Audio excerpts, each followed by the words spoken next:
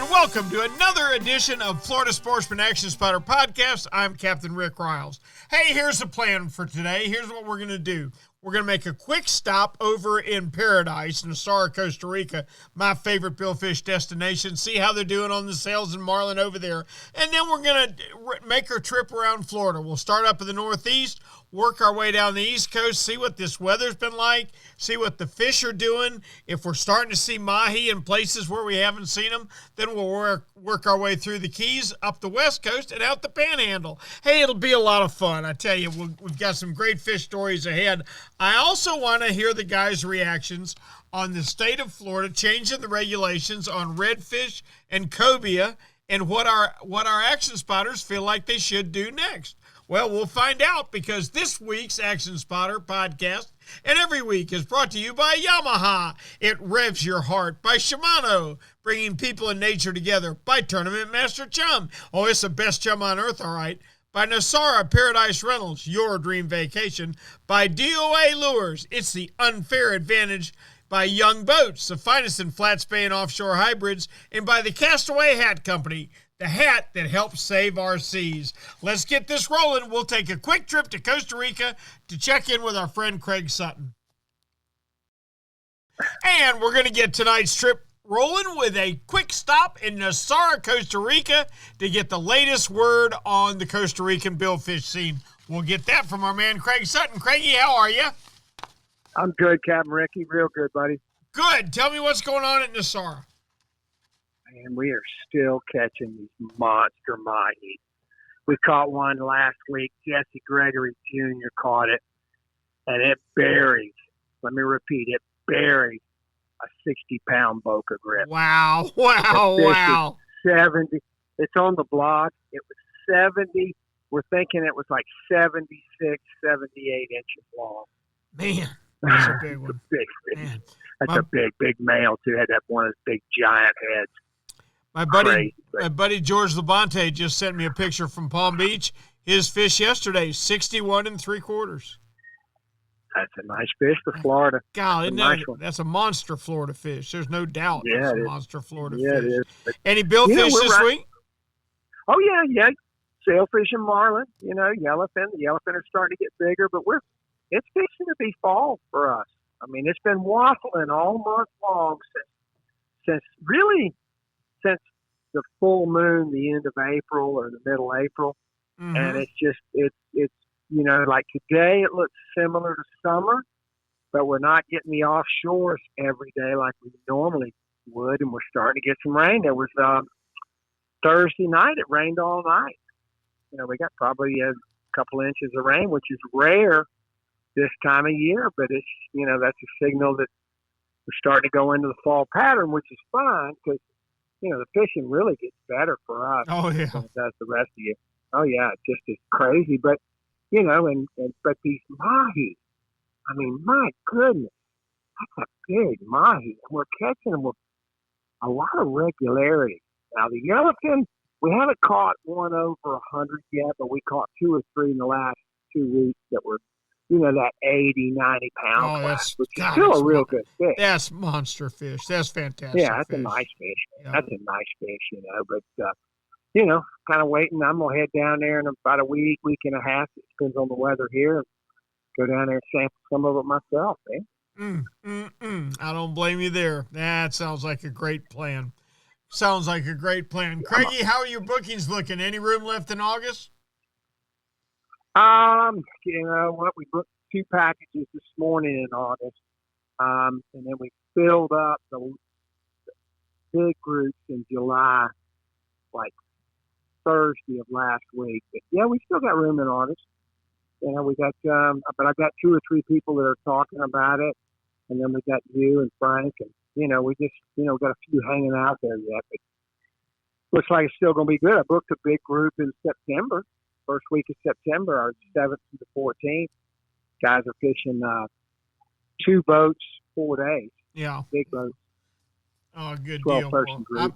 I'm just glad that we went through this whole conversation We never said the word COVID. We never said the word closed. We never said the word, the words we've been having to use too much for the last year or so. I'm just glad to see life return to normal.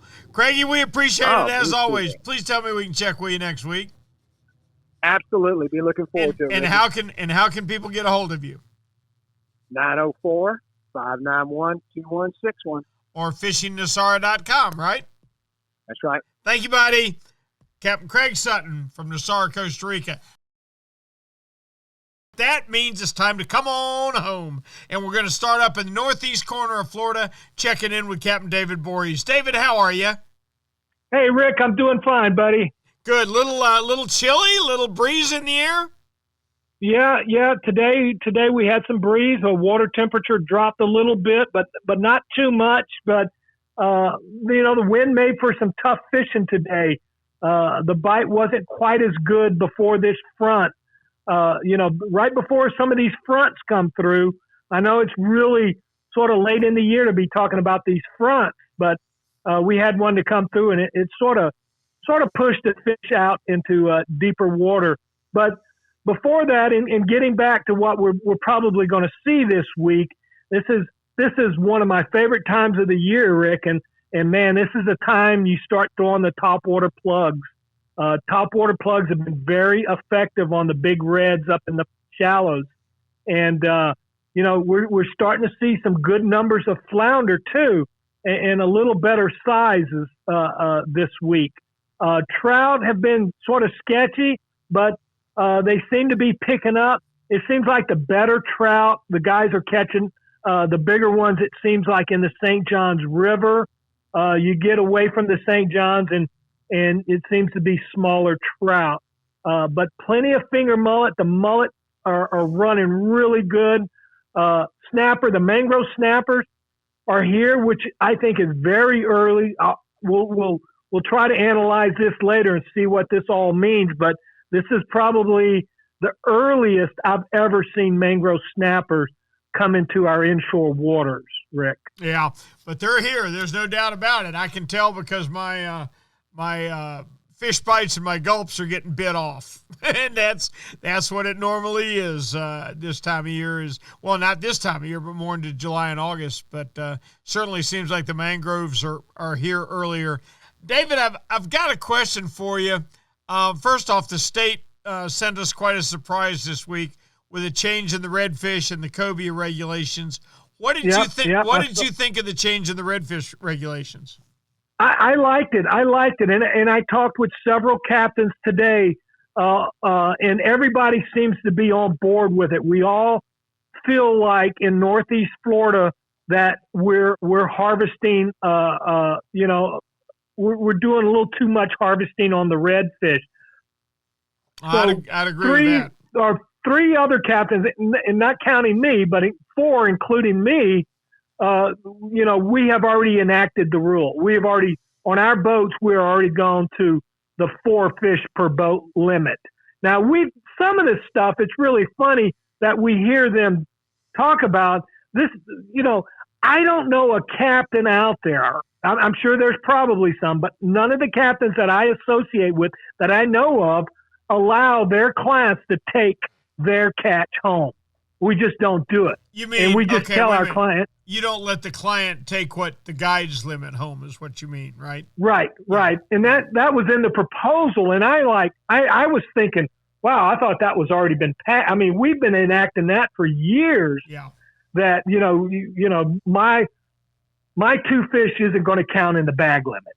So, and I was with the state allowed, what is it, 8 per boat? Yes, originally, I think, yes. Right. And we've never done, it's like, good luck, and I was always, a 6 per boat because I can take 3 people in my boat. And occasionally, not too often, everybody gets their 2 reds and you do bring home 6 reds. But I do like the 4 fish per boat. And I'd have liked to see them go to 1 per person, Right. But with this 4 fish per boat, it sort of fixes it. It makes it good for me. Gotcha. I think I like it better. Gotcha. Okay. All right. Real quickly as we wrap up, what fish would you address next if you were in charge of the state fisheries for Florida? Well, for the inshore, and I've always been, me, Rick. I've always been, I've always talked about the trout fishery. The trout up here in Northeast Florida is nothing what it used to be. Right. We just don't see those big gator trout. All my big trouts, my 8, 9, 10 pound, they've all come years ago. I don't see that anymore. Now, if I get a 6 pound trout, it's something to yell about. I mean, it's exciting. Yeah. We don't see them anymore. I would like to see them go ahead and finally just go ahead and let's slot that trout. Let's nothing over 19. We were even willing to go 20 inches, but if they want to do 19. And Rick, on the other end, it wouldn't bother me if they went from 14 to 19 instead of the 15 inch. Because drop down an inch. I know from some of the studies that I have read, when you start getting into the smaller fish, believe it or not, your male to female ratio goes up. Mm-hmm. A lot of your smaller fish are going to be males. So I don't have a problem with going to a 14-inch fish, to satisfy those people, that, say, well, we just can't catch any fish. It's hard to catch a 15-inch fish. And, that would be what I would do. Let's work on these trout. Let's try to get some of these big gator trout back, and let these big females go out and do what they're good at doing, and that's spawning and reproducing and having lots of trout for us to fish in the future. I'm with you, Cap. David, as always, we appreciate it. Please tell me all we right, can check Ricky, with you tight next lines. week. Thanks, buddy. You know where I'll be, buddy. Captain David Voorhees, a dear friend, a great fisherman. I'm glad to hear from him. He wants to see sea trout be addressed next. Now, let's check in East Central with Captain Jim Ross. Jimmy, how are you? Doing fantastic this week, Rick. Good. How's your fishing? Our fishing's actually really good right now. The offshore tuna bite for the guys getting to the east side of the Gulf Stream has been absolutely on fire, and there's been some nice fish. We actually got reports of fish into the 80-pound class as short as 65 miles. Hello. And some of those packs didn't have birds on them. Some of those bigger yellowfins did not have birds on them. So just look for fish jumping, even though you might be running your radar looking for the bird packs like you normally would. Keep your eyes peeled because they'll pop up out of nowhere. I had a couple of different boats that tell me those same stories over the last 3 days with the Ed Dwyer tournament that went on the other side of the stream. A couple of blue marlin caught over there, some sailfish, and, of course, a couple of wahoo and dolphin as well. So the guys that are able to get to the east side are doing really good. On this side of the stream, you remember, Rick, how we talked a couple of weeks ago or maybe last week about don't overrun the fish because of the temperature? Right. Mm-hmm. Well, guess what? Everybody was running to 180, 200, 250 feet to drag their ballyhoo to catch their dolphin. Guess where they were at? In 110 feet. Try 60. Oh, wow. That is shallow. 60 to 75 feet of water between Canaveral and Sebastian. There was a good dolphin bite over the last couple of days. Now, don't know if that's going to continue, but there was some blue water in there. The water temperatures were up to 84 degrees within that little offshoot or that little eddy, spin if you will. off, yeah. And the dolphin were in there. Also, good numbers of cobia on the 70 to 90 foot reefs and wrecks. So if you don't get cobia right away, keep hopping around. Don't sit in one spot for too long because once you find them, my son on Friday was basically cane pulling them off the back of the boat. How about that? There's a bunch of them there if you're there, wherever there happens to be. Mm-hmm. So if you're not there, get there.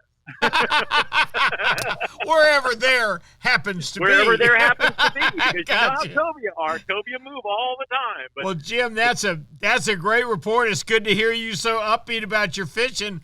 We've had the same kind of fishing up here off Northeast Florida. Our mahi fishing has been fantastic. We caught wahoo last week. We caught tuna. This week we're catching wind, Jim. We're catching a lot of wind.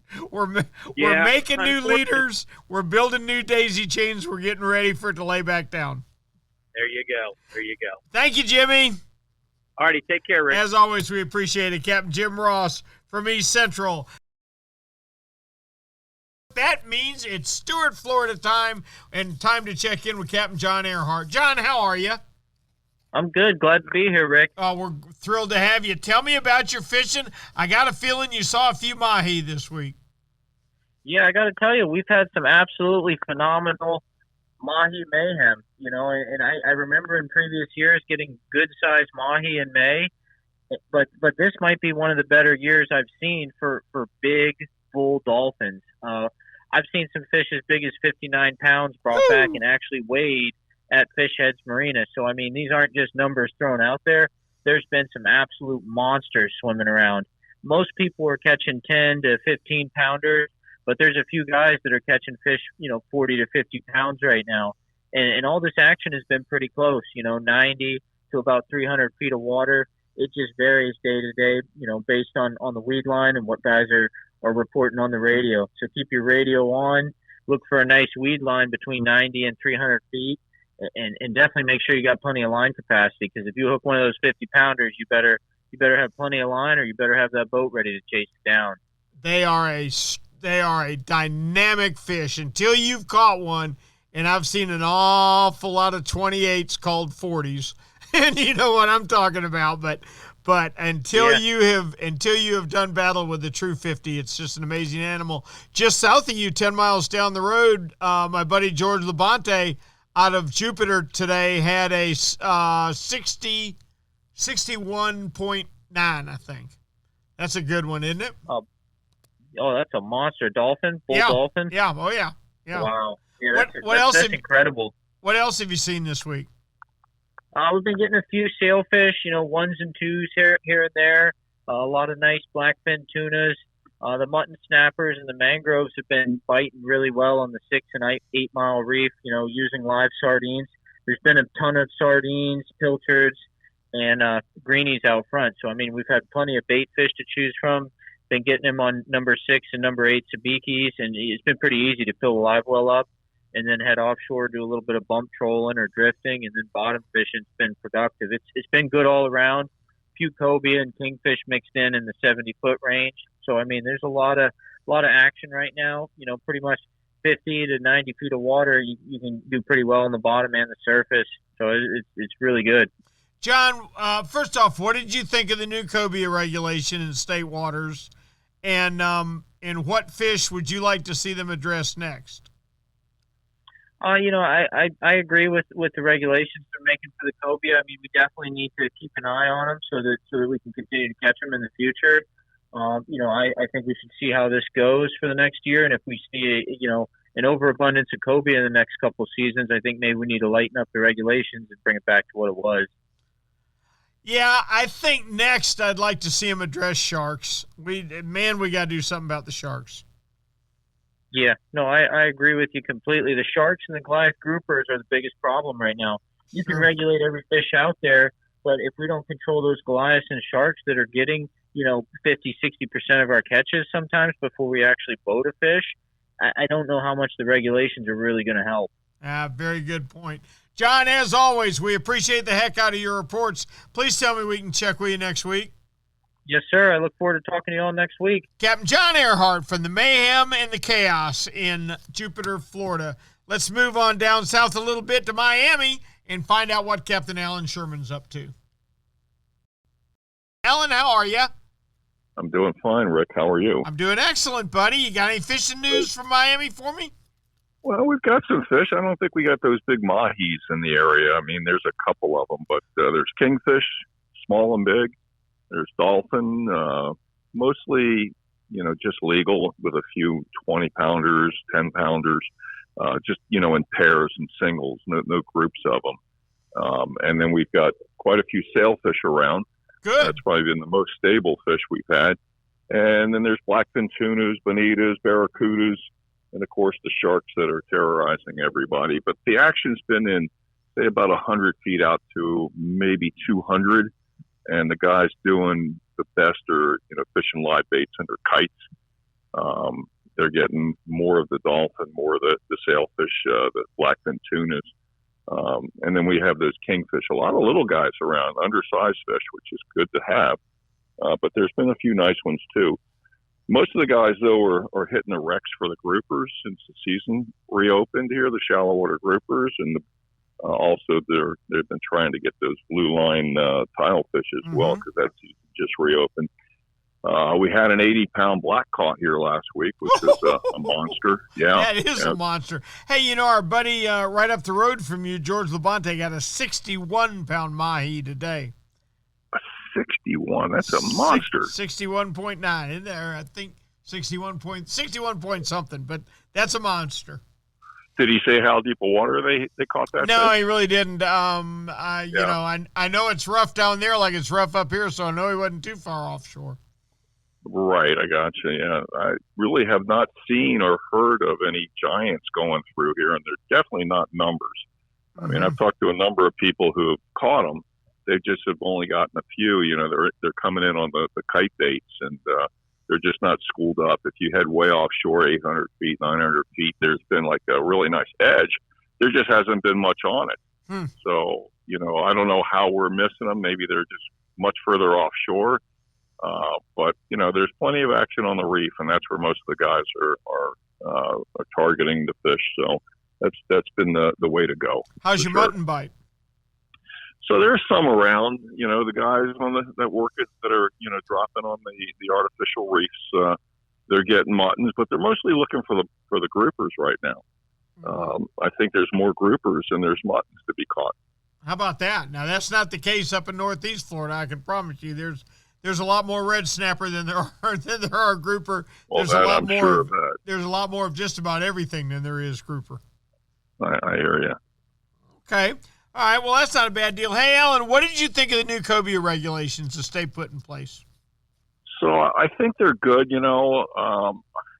I can't quote you what the numbers are, which are allowable. What's allowable right now. Essentially, one per person, two per boat.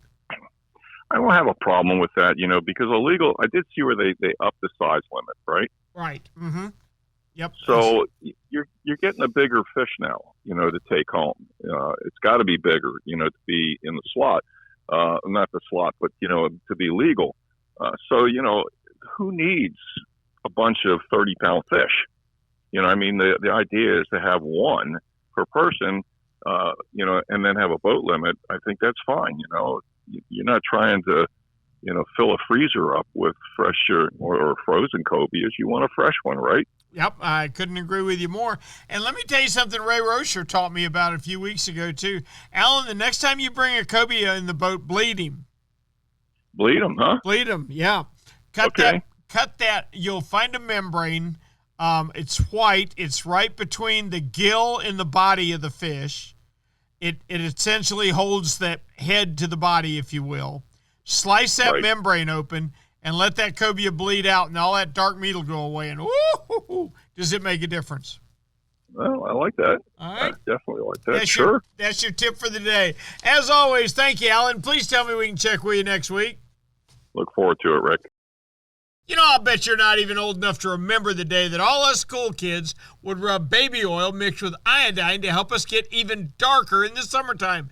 Being burnt was cool, and even if you weren't a surfing legend, oh man, you sure looked the part. Oh gosh, if a lot of us paid the price for our vanity. We never knew the skin problems and health damage that awaited us.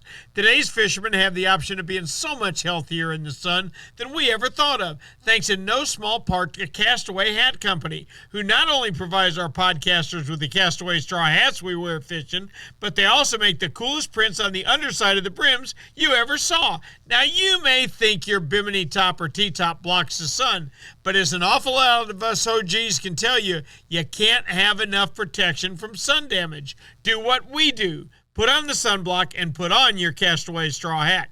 You'll look the part of today's best anglers, and you'll even be helping the environment. For each Castaway hat sold, the Castaway Company will pay to have 1 pound of trash removed from our waterways. How about that for a deal? The burning Florida sun won't be roasting your skin, and believe me, when you age a few years, you'll thank us old guys with a lifetime on the water. So go to CastawayHatCo.com and get your best sun protection today. Castaway Hat Company, a hat for every adventure.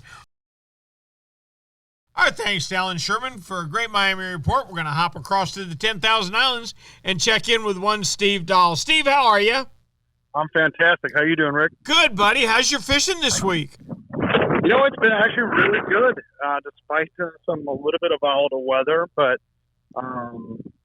bait is probably as plentiful as I've ever seen it, meaning, pilchards are pretty much on every beach. And as such, the snook are cooperating. They're right there with them. But you don't necessarily need bait. You can certainly catch them on artificials. Paddle tail swim bait, smaller soft plastic jerk baits are working really well right at first light. Walk the dog topwaters are working really good. So you can do that from a boat, casting to shore, or you can cast from shore. So great opportunity this time of year to be able to get that done. That bite's still really strong. Once you get a little bit of light, you can actually sight fish these fish. And they're cruising up and down the beach. And that's pretty much all the way from Marco Island all the way through Naples to about Wiggins Pass.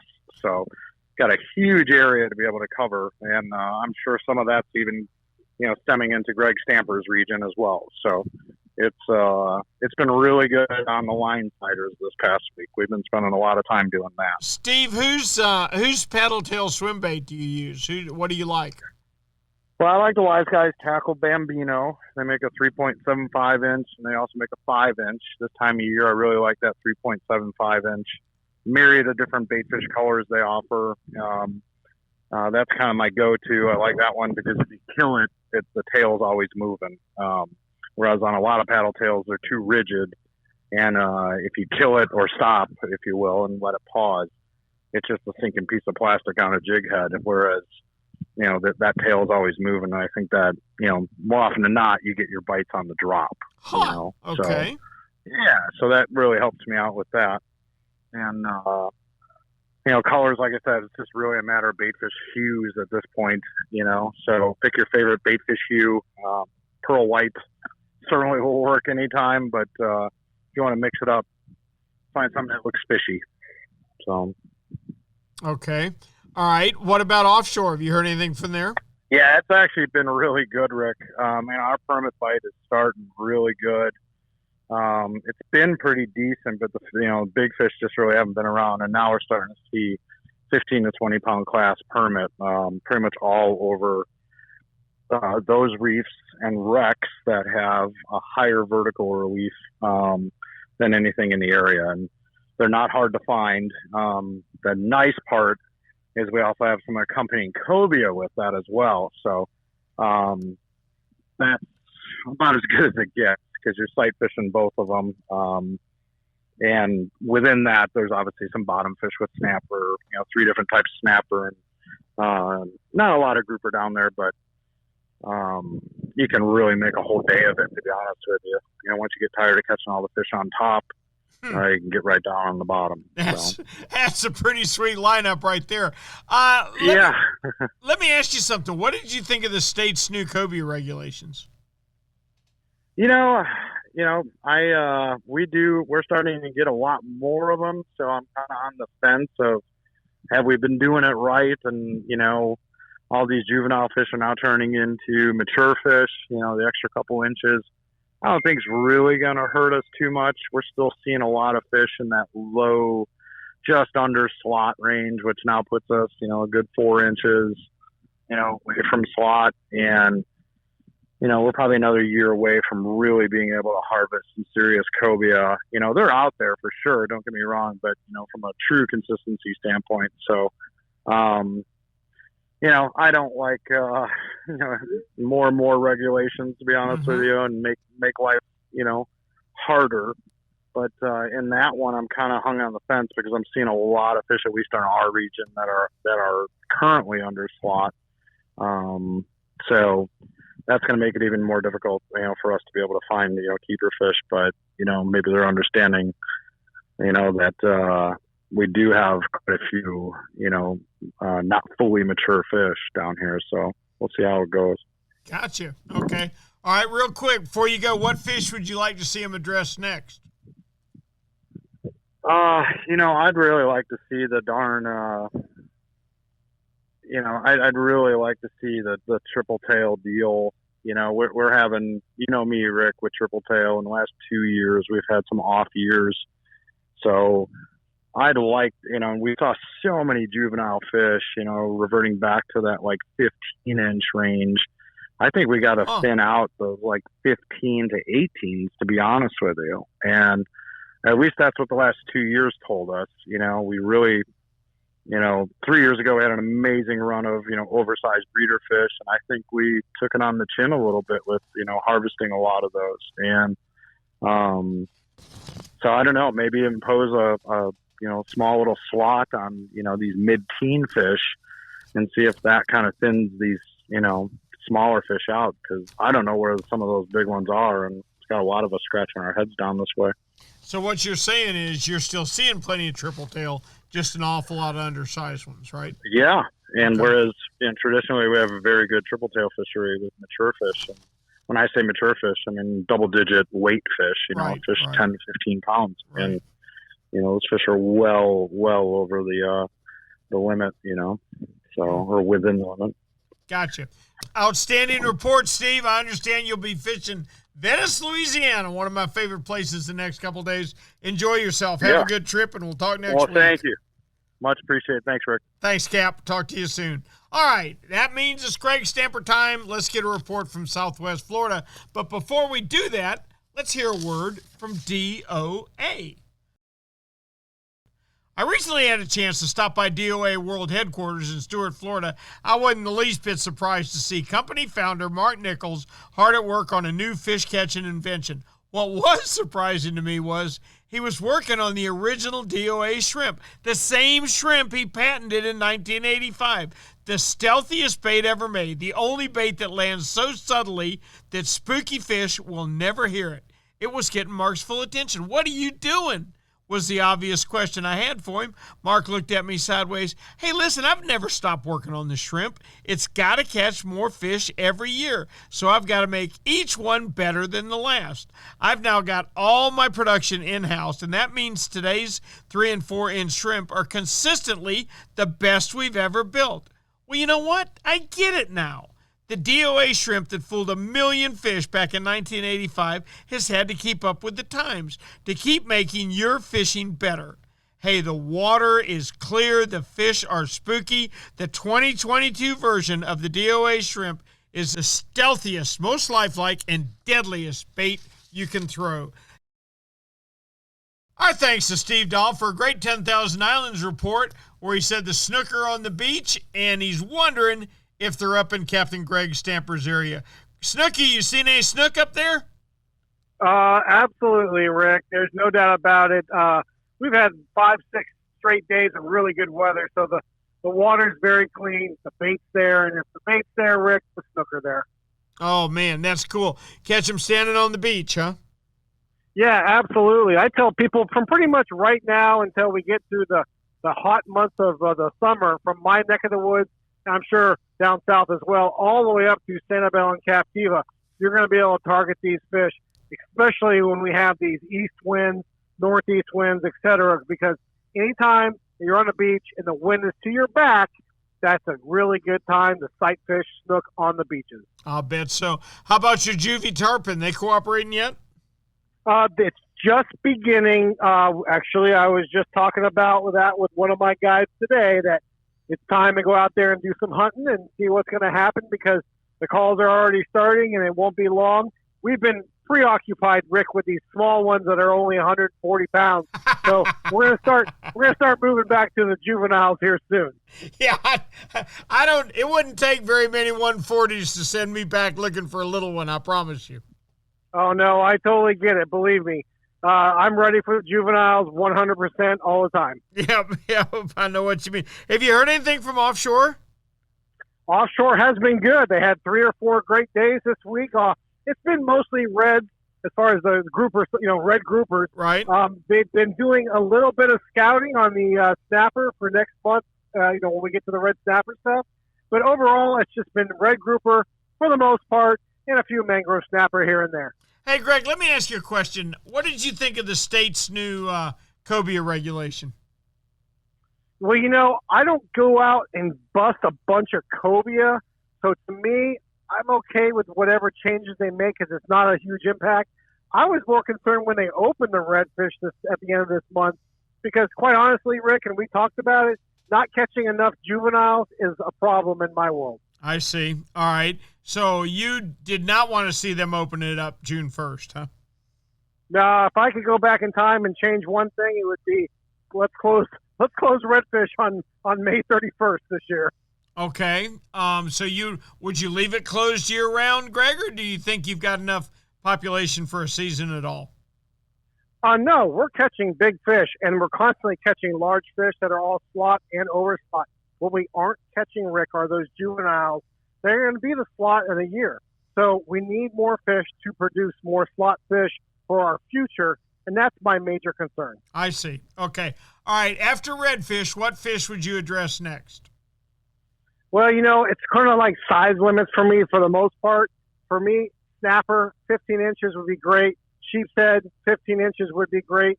And there's a few others here and there, but those are the two main ones because keeping those really tiny ones really doesn't do it.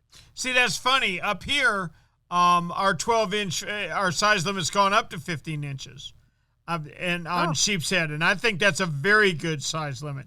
I don't want 13-inch sheephead coming to the cleaning table. I do not want small fish coming to the table. Absolutely. Yep, you're right. Greg, I appreciate the heck out of it. Thanks for a great report. Please tell me we can check with you next week. You got it, Rick. Tight line. Captain Greg Stamper from Stook Stamp Charters with an outstanding report from Southwest Florida.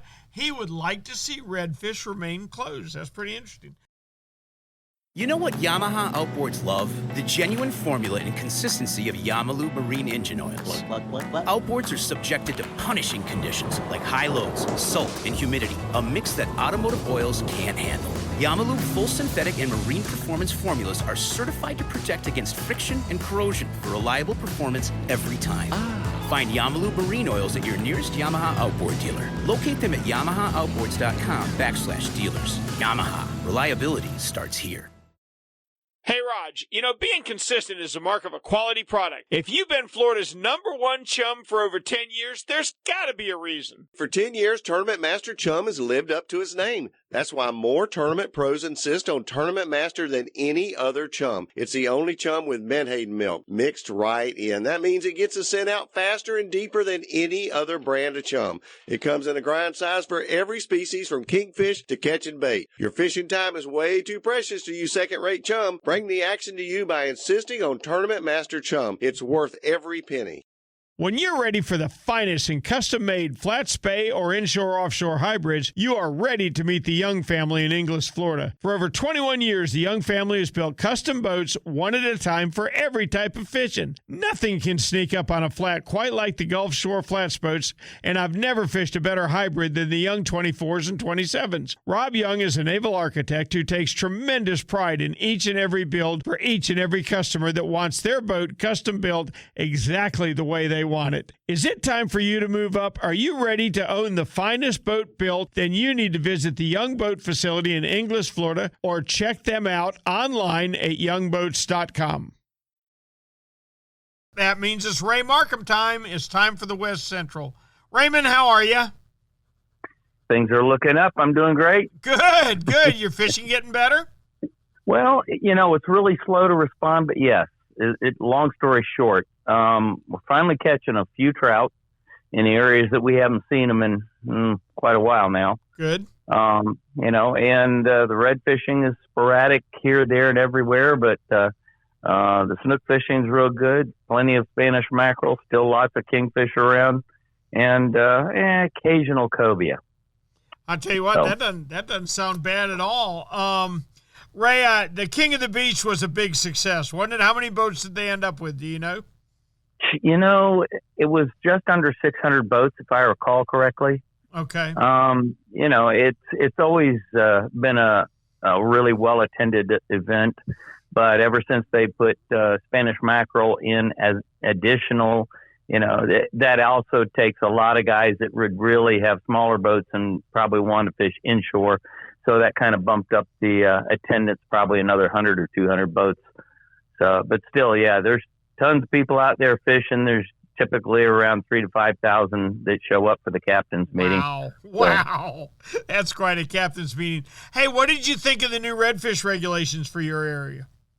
Well, they're not really regulations yet. Right. It's still up for discussion. The proposals are out there, and the final decisions will be made later. But I think everybody needs to take a look at what the proposals are for each area, because they are different.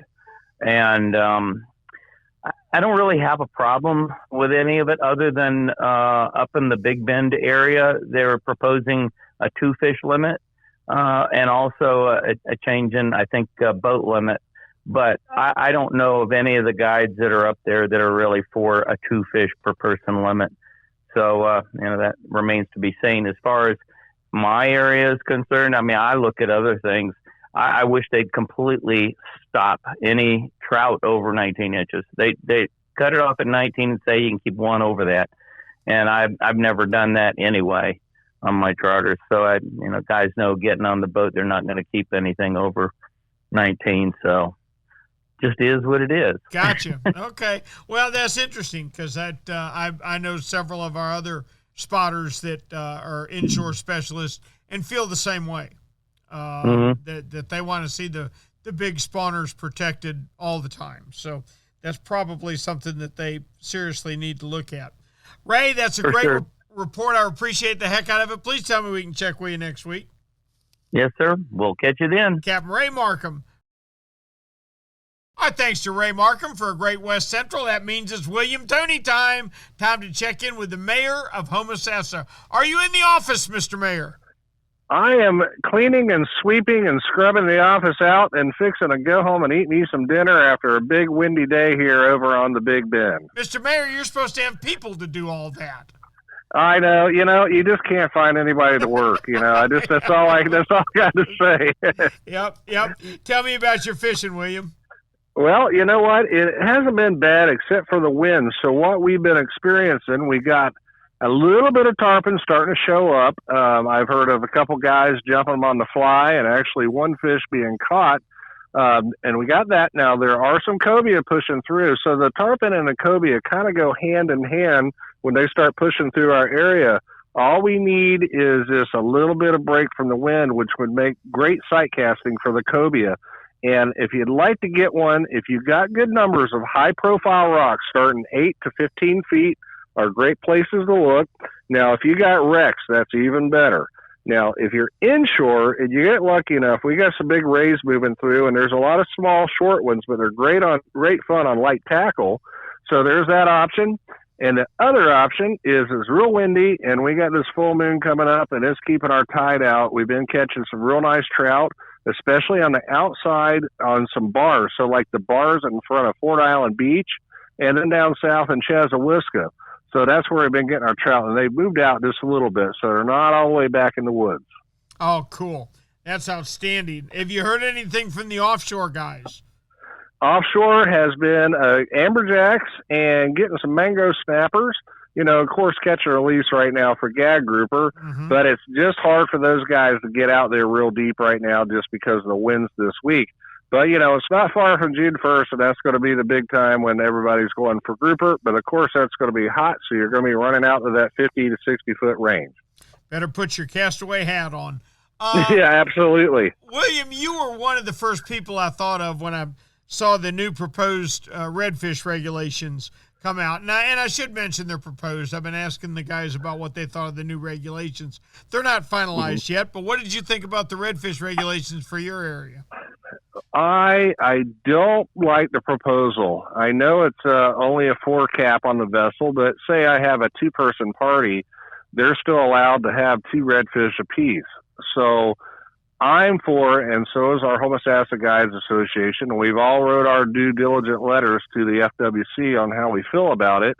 But I still would like to see 1 redfish per angler between 18 and 27 inches and no captain's take. And, I think if we keep it that way, we're going to have a great fishery. And what happened last time it went to 2 per person, I found myself after about a year trying to get everybody's limit of redfish, and it got harder and harder and harder to do. Sure. And then when they turned the clock back to 1, we gave it about 6 to 8 months, and things were back to normal.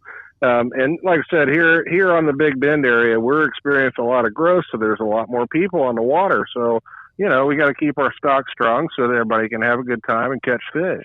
Mm-hmm. I like the way you think. I agree with you 100%. William, that's a great report. We really appreciate it. Please tell me we can check with you next week. I'll be right here in downtown Homosassa. All right. Keep the golf cart straight. We'll talk soon, brother. Thank you.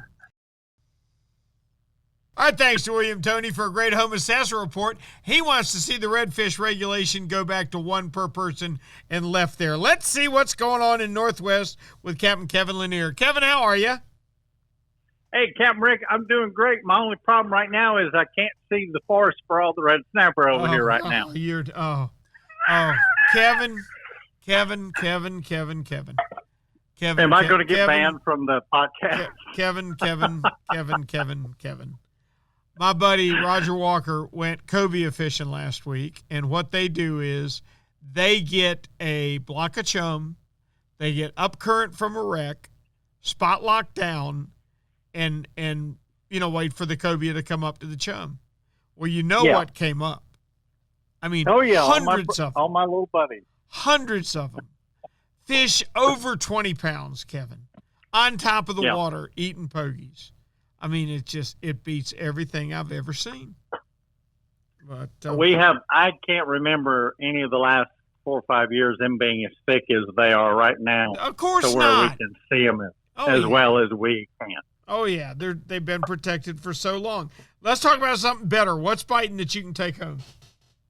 Well, the amberjack are kicking in over here. We had a great trip yesterday. We got 4 nice keeper amberjack on the boat. We got we released a 25-pound gag in 60 feet of water yesterday. Good for you. He probably swam down good in that depth of water, didn't he? Oh, yeah. He swam down without any problems after we took a couple pictures of him and patted him on the top of the head and said, we'll see you June 1st. Did you tie a balloon to his tail? No, I put a little dye mark in the water, though. That'll help. That'll fix it up for you, Cap. That's good. How have the grouper population been? You feel like you're in good shape? Well, I think the grouper population, it's hard to say. I think we're in good shape in the fall through the spring, throughout the winter, but they are getting a little tougher to find in the summertime with that hotter water and stuff like that. So, if you ask me the same question in July, I would say I'm probably a little bit concerned about gags. But if you ask me that question in November, I say gags are fine. I see. Okay. Hey, let me ask you something. What did you think of the new proposed cobia regulation in your area? Well, Captain Rick, to be real honest with you, I think cobia regulations in our area are almost pointless because years ago they used to have a real nice Ling Ding cobia tournament around here in Mexico Beach. And, before I moved here, I heard stories about how great all the cobia fishing was. And Captain Rick, they're just not here anymore. Yeah. Not in our area. Yeah. So they quit having the tournament because 2 years in a row, there were less than 5 fish caught over an entire weekend. In fact, the last year they had the tournament, there were 5 fish caught over a month. We had a tournament here on the First Coast, Kevin, and there were 40-something boats in it. And over a 2-month period, you pick your 3 days. Yep. 4 legal fish were weighed. I mean, and the winner was 30 pounds. So, got to do something. I'm hoping this is a step in the right direction. Well, I think sometimes there's changes in migration patterns too, and maybe we're seeing that right now. That could well be. Great report, Kevin. Can we check with you next week? Yes, sir. Check with us next week. We're getting closer and closer to D.A. for us. And I'm gonna stop calling you the first week of June. I don't want to hear about it. Okay. All right. Now, what will your regulation be? 1 per person? No, it's 2. 2 per person, 20-inch minimum? 16.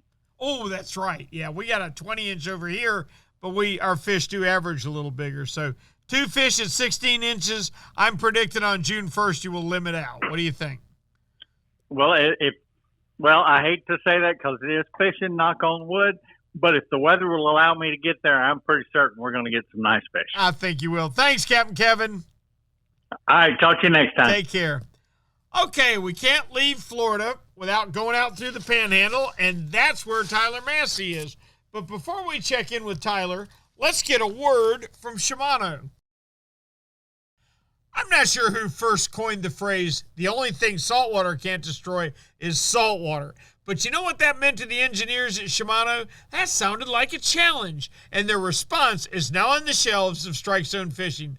The new spinning reels are called Twin Power, and they feature the Infinity Drive, which means there's not a fish around they can't stop. It's because of their new heat sink drag. That means a hot wahoo or a tuna can run just as fast as they want, and you never have to worry about your drag heating up. Even better, the new Twin Powers are built to become the best reels ever at fighting saltwater intrusion. Listen, everybody's heard or experienced the problems with seeing the latest and greatest actually on the shelves of your local tackle shop. Well, I'm here to tell you that Shimano's partnership with Strike Zone means that you can always count on finding the latest and greatest products lining the shelves of both Strike Zone locations. Our thanks to Kevin Lanier. We can't get out of Florida till we go through Destin. And that area over there, the Destin, Pensacola, is ruled by one Captain Tyler Massey. Tyler, how are you? Doing good, Rick. How are you guys? We're doing great, buddy. I want to hear the good news on the fishing over there. How is it? So, yeah, fishing's picking up. Everything's just moving into place and getting to our more long-term pattern of, inshore and offshore fishing. Offshore fishing-wise, our bait is showing up in great numbers. We got cigar minnows, redfin herring, scaled sardines, just everything out there in the Gulf close to the beach. On our shallow wrecks and that kind of stuff, the Massachusetts wreck, our buoy line, drop-offs in the past, all that kind of stuff. So, the bait showing up is just that just means everything else is going to fill in, right there behind them. Our king mackerels are showing up. Spanish mackerels are thick on the beach. It's just getting to the right time. You always, like to be able to start out with some live baits and a live well, no matter what you're chasing in the Gulf. So, that's some assurance for people going offshore that, they make you feel a little better about, targeting anything out there right now. Now, most of your blue water boats, I would guess they don't mess with live baits a whole lot. They're more on the troll, aren't they?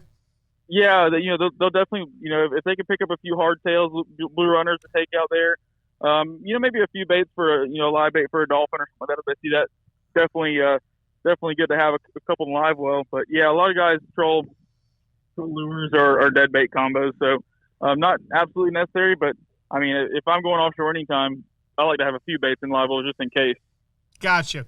Okay, what have you heard from inshore? So inshore fishing's been good. We've been fishing a few days inshore. We got a little wind, it's keeping us in the bay, but fishing's been good.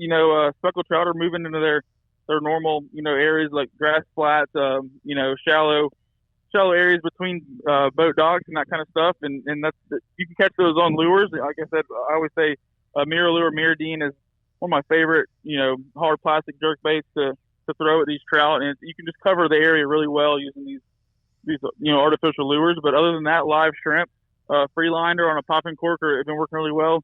A lot of fish in the 15 to 19 inch range, a couple oversized, but not super good numbers of those yet. But just lots of nice keeper sized fish. Gotcha. Outstanding. Hey, let me ask you a question, Tyler. What did you think of the new cobia regulations proposed for your area? So, it just kind of falls in place with, some regulation we've already had. So the federal water, they already increased the fish, the length to 36 inches. So just our Florida State waters was the 33 still. So, we're all for cobia regulation over here, across the board. We think it'll help the population of fish in general. But yeah, we're definitely supportive of, keeping bigger fish, fewer fish for commercial, fewer boat limit, that kind of stuff, and we're all for it over here. Good. I think almost everybody is. We've all seen a drop off, Tyler, and it's absolutely time to address it and try and get our numbers up some. Thank you so much, son. We appreciate it. Please tell me we can check with you next week. We'll be here, Rick. We'll see you. All right, Captain Tyler Massey. That was a fun trip around the state. A lot of good news. I tell you what, everybody's been impressed with the mahi this year. Not only the numbers, but the size. Oh, my goodness. George Labonte, a 61-pounder today. Gosh, I've been off northeast Florida. There's been some pigs caught out here lately and good numbers of fish. There's actually been a few more wahoo. I think these east winds have pushed a lot of fish from the other side of the Gulf Stream over into here. But how about Captain Jimmy Ross's report of all the yellowfin tuna is close to 65 miles off of Canaveral, up to 80 pounds. That was certainly great news. Working it down to Alan Sherman, they're seeing some mahi, and they're seeing a lot of kingfish off of Miami. Everybody loves springtime. May is everybody's favorite month. And you know what? I enjoyed our guys' perspectives on the regulations. Almost everybody either liked them or wanted them even tighter. A lot of guys want to see redfish closed all the time, or maybe one per person all the time. I tell you, there's been a real change in the attitude of Florida's fishermen over the last 10 to 15 years. We'll see where it's going over the next few years. I know I hope to be around to see it, that's for sure. Tonight's podcast and each and every one of our podcasts are brought to you by Yamaha. They rev your heart. By Shimano, bringing people and nature together. By Nosara Paradise Rentals, your dream billfish destination.